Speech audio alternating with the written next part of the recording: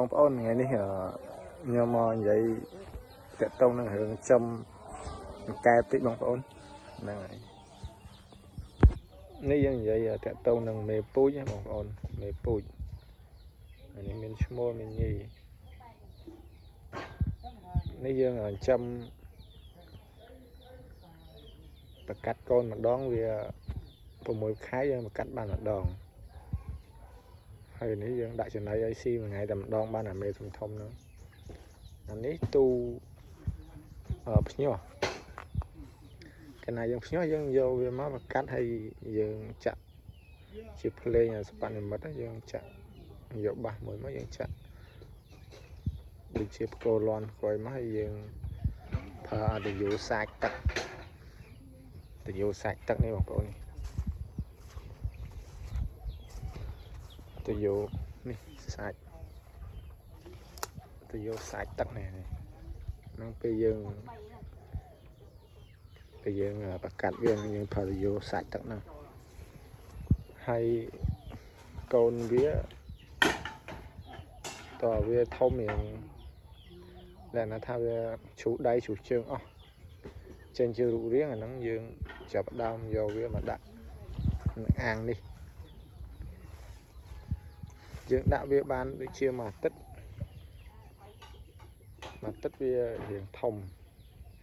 ហើយចំណីយើងឲ្យវាស៊ីតិចបានហើយនេះឲ្យមួយថ្ងៃ2 ដងពេលផឹកហើយពេលងាយ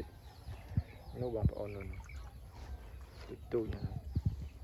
នឹងបានរយៈពេលមួយអាទិត្យហើយបងប្អូនអាទិត្យជាងអានេះអាទិត្យជាងហើយនេះយើងដល់ពេលទឹកវាស្អុយអាហ្នឹងយើងលាងវាចេញម្ដងមួយអាទិត្យយើងលាងម្ដងយើងប្រហូរទឹកចេញមកហើយយើងដាក់ទឹកថ្មីចូល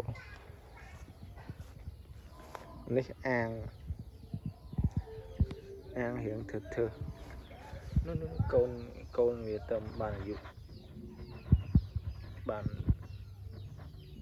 ប្រហែលជា5 ថ្ងៃហ្នឹងលក្ខណៈថាវាឈូដៃឈូជើងអស់ហើយអាហ្នឹងយើងយកមកដាក់នៅហ្នឹងយើងចំវាបាន5 ថ្ងៃអញ្ចឹងវាបានប៉ុណ្ណឹងប៉ុន្តែរយៈពេលវាអត់តន់ឈូដៃឈូជើងហ្នឹងវារៀងយូរដែរដូចជាមួយអាទិត្យដែរបានវាឈូដៃឈូជើងយើងយកមកដាក់នៅនេះអញ្ចឹងអាប៉ុណ្ណឹងហ្នឹងរយៈពេលវា5 ថ្ងៃណាពេលវាឈូដៃឈូជើងហ្នឹងហើយនេះរយៈពេលជិត1 ខែអានេះវារៀងធ្វើធំហើយនេះបងប្អូននេះធ្វើធំប៉ុណ្ណឹង